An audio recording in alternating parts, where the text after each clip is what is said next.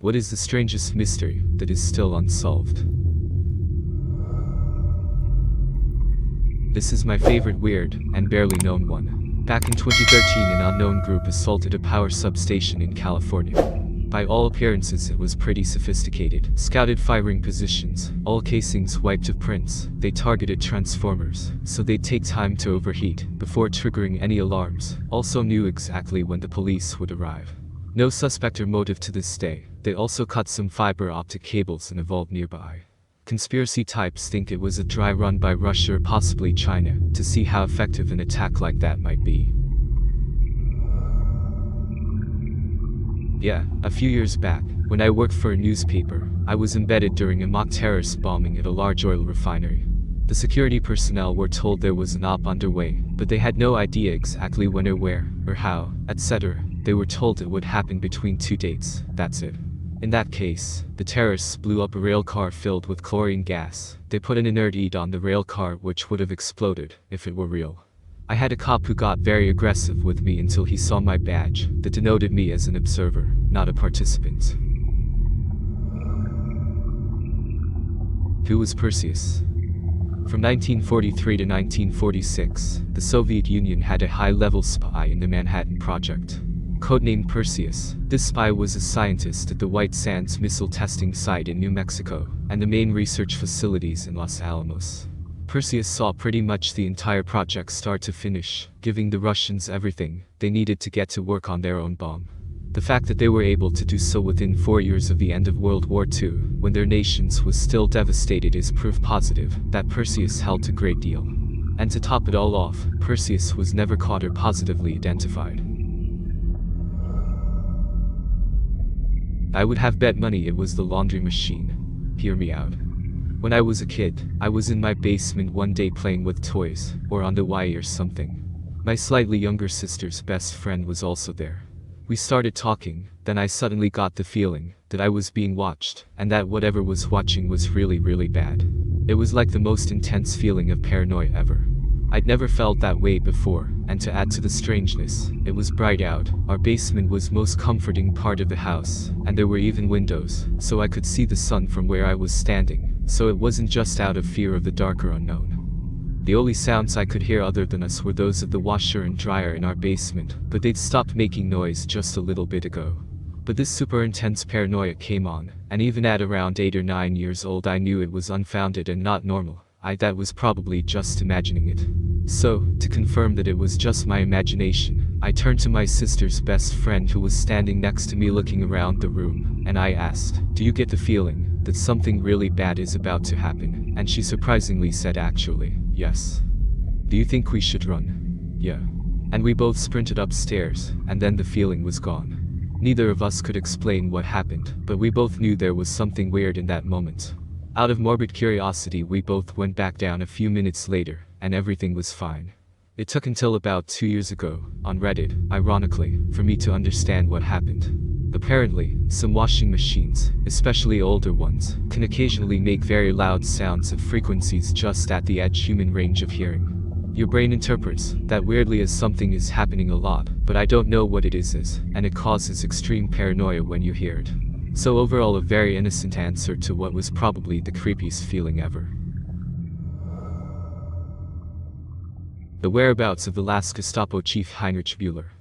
The last verified sighting of him was in Berlin roughly 3 days before it fell. He had stated he knew full well what the Russians did to prisoners and he had no intentions of being captured. As chief of the Gestapo, he more than likely had access to foreign documents as well as ways to replicate them. Both the CIA and the KGB spent time looking for him, but no trace has ever been found. A shot degree. Girl leaves her house in the middle of the night during a storm and disappeared. The only problem is that she was terrified of thunder and lightning, and had no motive for leaving, because her home life was fine. Then her clothes and backpack were found a year later in an abandoned construction site. Suicide stabbings are so ridiculous. There's a case from Denmark in 2003, where a woman was found dead by her husband who called the police, and said she had killed herself. She was on the bedroom floor next to a broken lamp, her wristwatch was torn off and her panties pulled down, and she had 179 stab wounds. Because it was a Sunday, they had to call in a criminal assistant on his off day, and he deemed it a suicide because she had a history of depression. There are a few that bug me. The Soder children, their house burned down in the middle of the night. Several of the kids were presumed dead, but their bodies were never found in the debris, and it never burned hot enough to cremate them. It started to look extremely suspicious, and the parents until their deaths believed that they had been taken for some reason. Many years down the line they did receive a photo and cryptic note from someone claiming to be their son, but it was never authenticated. The boy in the box. A deceased little boy, found beaten, recently shaved of his hair and abandoned in the box for a bassinet that he was way too old for. The photos and reconstructions of him released to the public in the desperate hope of identifying him are haunting. The St. Louis Jane Doe, a little girl found in an abandoned house, decapitated and bound at the hands. They have no dental records or facial reconstruction to go from. The case has led nowhere, she's just nameless, lost to time. Tri-State Crematory. A devastating case of a man called back from his college football career to take over his father's business when the father fell ill. Over time people started noticing bodies and body parts on the grounds, just hanging around. When someone finally took the reports seriously, they found that he'd been piling bodies up randomly all over the property, often when it would have been much easier to cremate them instead of hauling them around to where they were dumped. The guy gave families canisters of cement dust instead of ashes. The mystery on this one is, why? The guy never gave up the answer to what happened there, and will only insist that there are no answers. His lawyer theorized he had mercury poisoning from cremating amalgam fillings, but that doesn't really explain why you would dump a body instead of cremating it, when the latter takes less effort. The West Memphis 3 case. All of the satanic panic mess obscured, so much that will probably go unanswered now. A bloody man covered in mud stumbled into a Bojangles the night those little boys went missing. Cops barely investigated that incident, and lost the blood evidence they did collect regarding it. What was going on with John Mark Byers and Terry Hobbs, 2 dads of 2 of those kids, both turning up with evidence and acting at different points like they may have been involved? Lars Mitter, a German tourist on vacation in Bulgaria, he got into a fight and the medical complications kept him from going home on a flight with his friends. Staying behind, it looks like his mental state unraveled completely over the course of a few days, increasing paranoia eventually culminating in his complete disappearance into a field of sunflowers. What happened to Brian Schaefer? This happened in my hometown. This med student went to a bar with friends, and then fully disappeared off the face of the earth. The podcast True Crime Garage has an incredible series on this case. The hosts are both from Columbus, and around Brian's age. They talk through the whole case in depth and they also have a few guests that they talk with as well. The Overtown Bridge. It's a bridge in Scotland, where dogs always unexplainably jump off. It's very strange, and nobody knows for certain why they do this. Dogs who survived reportedly walked back up and jumped off again. They even had to put up a warning sign to keep your dog on a leash, and to watch them. A lot of theories say maybe it's because of certain sensor animals down below, but most people have disagreed with this theory. It's fucking weird. In reality, I've done more research thanks to some comments, and it seems like people have romanticized this to make it creepier than it actually is. I don't know exactly what to believe since there's so much misinformation out there, but I'll just believe the articles who have done the most research for now. They say it was most likely not hundreds of dogs, because they can't find reports of that many jumping off like the legend says. It was only around 6. So, it's likely that I was misinformed like so many other people were, and it's not actually a huge phenomenon lol. But it's still sad, and a bit weird, that 6 dogs jumped off. The Salish Sea Feet are the Mad Axemen of New Orleans. The Salish Sea Feet are the approximately 20 dismembered feet found in or around British Columbia or Washington, USA. The feet sometimes are found still inside of shoes. No one knows how they got there, or where they came from. Over the course of the last 13 years, the authorities have ruled out foul play. The Mad Axeman of New Orleans ran rampant in 1918 and 1919. He murdered 6 people, usually those of Italian descent, with axes or straight razors. In March of 1919, he sent a lengthy letter from hottest hell that was pretty nonsensical. but the most relevant paragraphs read, "Now, to be exact, at 12:15, earthly time, on next Tuesday night, I am going to pass over New Orleans. In my infinite mercy, I am going to make a little proposition to you people. Here it is. I am very fond of jazz music, and I swear by all the devils in the nether regions, that every person shall be spared in whose home a jazz band is in full swing at the time I have just mentioned. If everyone has a jazz band going, well, then, so much the better for you people. One thing is certain, and that is that some of your people who do not jazz it out on that specific Tuesday night, if there be any, will get the axe." There were no murders that night because every dance hall in NOLA was filled to capacity. I can clear up the feet thing. I'm a British Columbian, and I recently completed my education in forensic investigation. I asked 2 different professors, both former law enforcement officers, about it. People die at sea. Like, a lot. It's not at all rare or uncommon for people to die on ships. Every day or so someone somewhere in the world falls off a ship, gets in a boat crash, or gets pulled out to sea. One of the weakest joints in the body is the ankle. When a body decomposes, a seat gets eaten, feet are going to come off. Shoes float. The currents in the Pacific Ocean push a lot of stuff into the BC coast. We get garbage from Japan over here pretty regularly. There's no real mystery. There was just a statistically improbable number of feet at one point in time, which got a bit of media attention, and now every foot gets added to the count, so it sounds like a big deal. But if someone were to do a worldwide analysis of body parts found washed on shore, BC's number, while higher than average, wouldn't point to anything nefarious. 3 lighthouse workers with impeccable mustaches traveled to a remote island on December 7, 1900 for a lighthouse shift that should have lasted for 2 weeks. When a boat arrived to pick them up, they were gone. No trace of the bodies, and the lighthouse was strangely locked.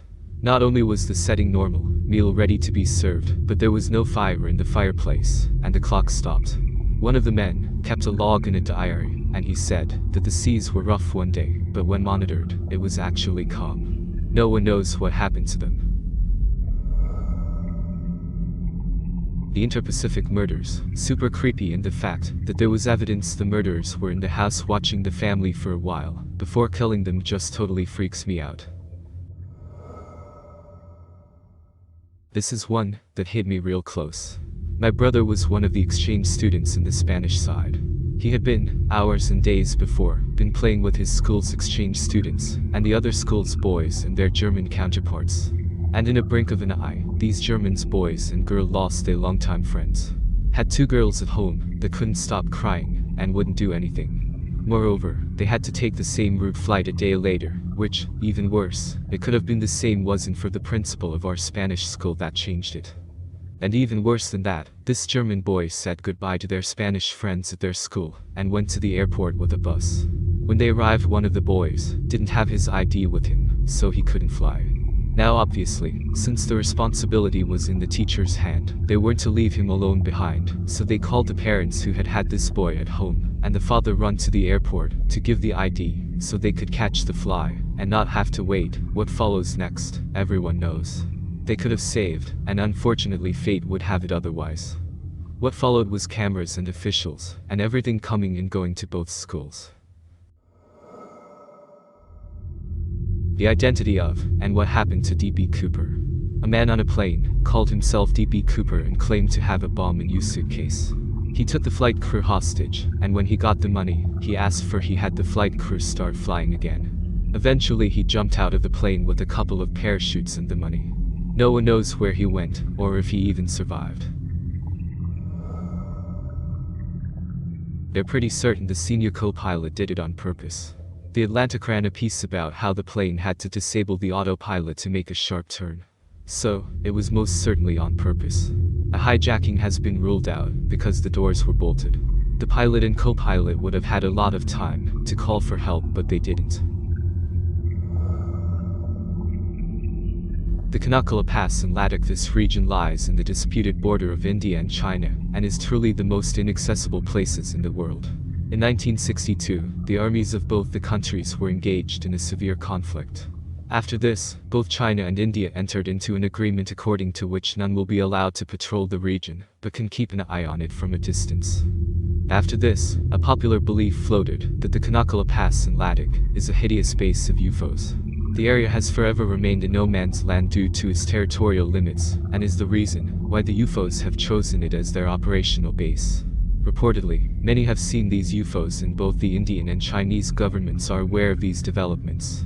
In 2006, Google Maps too baffled the world with some images that look like military facilities, but till date the whole issue remains mysterious and unexplainable. The Circleville Letters. In 1976, residents of the small city south of Columbus, Ohio, began receiving handwritten sinister and graphic letters. Each letter included secret and dark details about their personal lives. One resident received a ton of letters, accusing her of various unsavory acts. The author warned the resident that he had been keeping an eye on her home, as well as her comings and goings. The resident was horrified and tried to keep the letters a secret until her husband began receiving them. The attacks on the family continued, with large posters appearing around town spreading rumors about their 12-year-old child. One day in 1977, the husband left the house after receiving a call from who he thought was writing the letters. A few minutes later, the husband was found dead at the end of the street, dead behind the wheel. The sheriff had ruled it a homicide when he realized that a single shot had been fired before the accident, but there was no evidence that the husband was shot at the site. The sheriff found the husband was twice the legal limit and ruled it a drunk driving accident. The letters began once again, this time accusing the sheriff of covering up the true nature of the death. The letters also accused the sheriff of mishandling an investigation into the county coroner, who had been accused of other grotesque acts. The harassment continued, this time with signs along the road, and in 1983, the original resident who had been accused of having an affair pulled over to remove the sign. During the effort to remove the sign, she discovered a box was attached, and inside of it was a small pistol. The gun was part of a booby trap designed to fire when the sign was removed. Paul Fresher was arrested and given 25 years, but one small problem. The letter writing continued even after Fresher was put in jail. In a new batch of letters, the author had promised to dig up the grave of a deceased baby and mail the bones to the police in the case of another potential affair-turned-murder. Hundreds of residents continued to receive personal letters until 1994, when everything stopped.